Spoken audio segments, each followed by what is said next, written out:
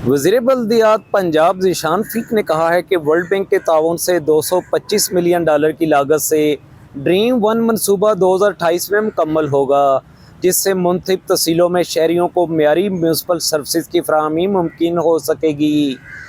Civil secretariat में होने वाले एक इजलास की सदारत करते हुए उन्होंने कहा कि वज़ीर आला मरियम नवाज शरीफ ने पंजाब भर में सफाई, वाटर सप्लाई और सीवरेज के मंसूबे जल्द शुरू करने की हदायत की है। इजलास के दौरान सूबे भर में जारी और नई म्यूनसिपल स्कीमों पर गौर किया गया। Secretary local government Shakeel Ahmed Mian, additional secretaries Maria Tarak और अरशद बेग ने भी इजलास में शिरकत की। Punjab municipal development fund company के मैनेजिंग डायरेक्टर सैयद जाहिद अजीज़ ने इजलास को मुख्तलिफ स्कीमों पर ब्रीफिंग दी।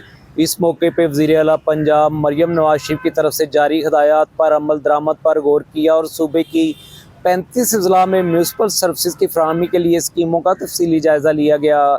इजलास के शिरका से खिताब करते हुए वज़ीर बल्दियात पंजाब ज़ीशान फ़ीक ने कहा कि 2 तहसीलों में म्यूनसिपल सर्विसेज की स्कीम $250 मिलियन से 2025 में मुकम्मल होंगी, जबकि 16 तहसीलों में वाटर सप्लाई और सीवरेज की स्कीमों पर $553 मिलियन खर्च होंगे।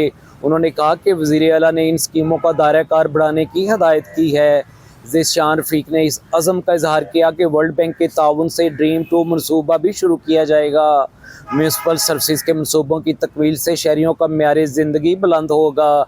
इस तरह सूबे के 141 देहात में भी म्यूनसिपल इंफ्रास्ट्रक्चर बनाया जाएगा। इजलास के दौरान PICP और ड्रीम 2 प्रोजेक्ट के माली पहलुओं पर गौर करते हुए बल्दियाती मनसूबों में पेशरफ्त के लिए स्टडी का काम जल्द शुरू करने का फैसला किया गया।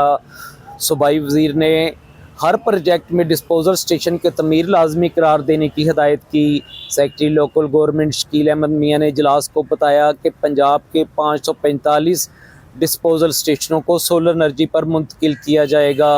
25,000 से 1 लाख आबादी वाले 22 शहरों में भी स्कीमें शुरू होंगी।